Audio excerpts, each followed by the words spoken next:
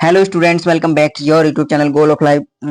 Hello student, welcome back your YouTube channel biology signalling. और आज हम बात करने वाले हैं एक टॉपिक्स पर वीडियो लेकर आए हैं। और ये टॉपिक्स ये जो मतलब क्लासेस हम चला रहे हैं किसके लिए, जो हमारा एंट्रेंस एग्जाम होने वाला है सीपी नेट का, उसके लिए हम चला रहे हैं। और यदि आप भी जानना चाहते हैं सीपी नेट एंट्रेंस एग्जाम क्या होता है, तो आप क्या है वो वीडियो जाकर देख सकते हैं। हमने वीडियो बना रखी है। और यदि अभी तैयारी कर रहे हैं बायोलॉजी जिसमें आती है, चाहे वो नीट हो या फिर किसी भी एंट्रेंस एग्जाम जिसमें बायोलॉजी पूछी जाती है, तो आप हमारे साथ जुड़ सकते हैं। और ये जो नोट्स हैं, इन नोट्स को यदि आप पीडीएफ फॉर्म में प्राप्त करना चाहते हैं, तो आप हमें टेलीग्राम पर सर्च कर सकते हैं बायोलॉजी सिग्नलिंग।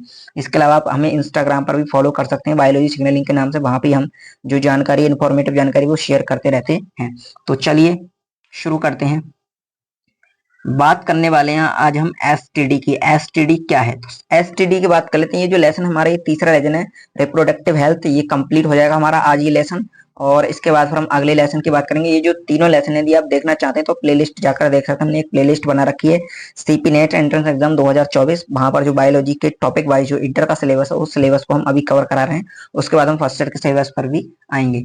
तो देखते हैं एसटीडी की हम बात कर लेते हैं। एसटीडी का फुल फॉर्म होता है सेक्सुअल ट्रांसमिटेड डिजीज, या इसको हम आरटीआई भी बोलते हैं, रिप्रोडक्टिव ट्रैक्ट इन्फेक्शन भी इसको बोला जाता है। इसके अतिरिक्त इसको वेनेरियल डिजीज या बीडी भी बोला जाता है। अब हम बात कर लेते हैं ये जो एसटीडी सेक्सुअल ट्रांसमिटेड, यानी कि सेक्सुअल कांटेक्ट के द्वारा ट्रांसफर होने वाली डिजीज या फिर बीमारियां। तो देखते हैं कौन कौन सी हैं। अब एसटीडी की बात कर लेते हैं, फिर बैक्टीरियल, वायरल और प्रोटोजोन्स, यानी बैक्टीरिया के द्वारा कौन कौन सी एसटीडी होती है। इसमें गोनोरिया हो गया, सिफिलिस हो गया, क्लेमाइडियसिस हो गया। फिर वायरल यानी कि वायरस द्वारा कौन कौन सी थे, जेनाइटल हर्पीज और जेनाइटल बर्ड्स, उसके अलावा एड्स, हेपेटाइटिस। फिर प्रोटोजोन्स द्वारा ट्राइकोमोनियसिस। ये इस प्रकार से क्या है, ये जो हम कह सकते हैं इस प्रकार के पैथोजन से एसटीडी देखने को मिलती है, बैक्टीरियल, वायरल। यहाँ से डायरेक्ट आपसे क्वेश्चन पूछा जा सकता है कि जेनिटल हर्पीज निम्नलिखित में से किसके द्वारा होता है, बैक्टीरिया, वायरस या प्रोटोजोन्स, या ये सभी। इस प्रकार से आपको ध्यान रखना है। और इसमें जो एड्स दे रखा है, एड्स की बात करें तो एड्स क्या है, by blood transfusion, needle, surgical instrument and mother to foetus के द्वारा भी क्या होता है, ट्रांसफर हो सकता है सेक्सुअल कॉन्टैक्ट के अतिरिक्त। आगे देखते हैं, अगला हमारा सिम्टम्स की बात कर लेते हैं, एसटीडी के सिम्टम्स। तो एसटीडी के सिम्टम्स देख लेते हैं। इचिंग यानी कि खुजली हो सकती है इसमें, या फिर फ्लूइड डिस्चार्ज यानी हम कहते हैं स्लेश, इस प्रकार से कुछ स्रावित इसमें हो सकता है। पेन हो सकता है, स्वेलिंग हो सकती है। स्वेलिंग मतलब हम कह सकते हैं कि सूजन वगैरह इसमें आपको देखने को मिल सकती है। और फिर पीआईडी, पेल्विक इन्फ्लेमेटरी डिजीज भी आपको हो सकती है। एक्टोपिक प्रेगनेंसी भी इसमें देखने को, इसके कारण देखने को मिल सकती है।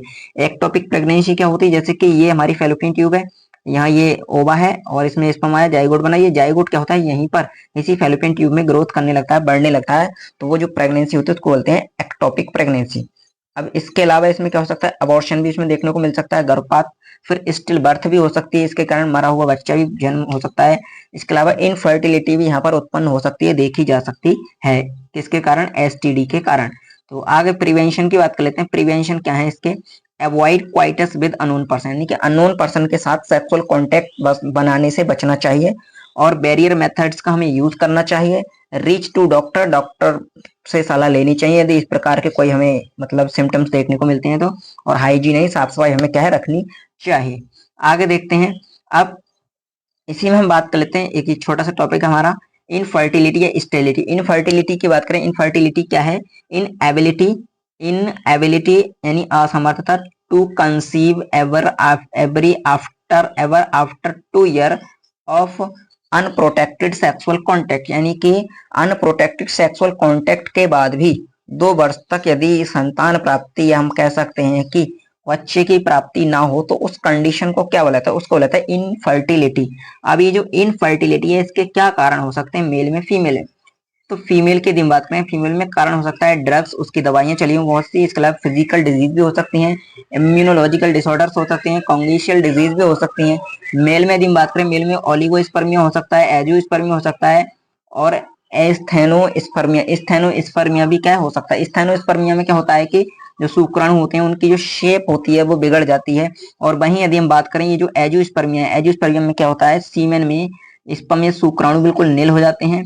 और ओलिगोस्पर्मिया क्या है, ओलिगोस्पर्मिया का अर्थ होता है इसमें कि जो हमारे मतलब एक प्रकार से जो नंबर होनी चाहिए किसकी, शुक्राणु की, वो शुक्राणु की नंबर क्या है उस हिसाब से कम हो जाती है, जिसको हम ओलिगोस्पर्मी कहते हैं, और बिल्कुल ही कम हो रही है तो उसको एजियोस्पर्मिया कहेंगे।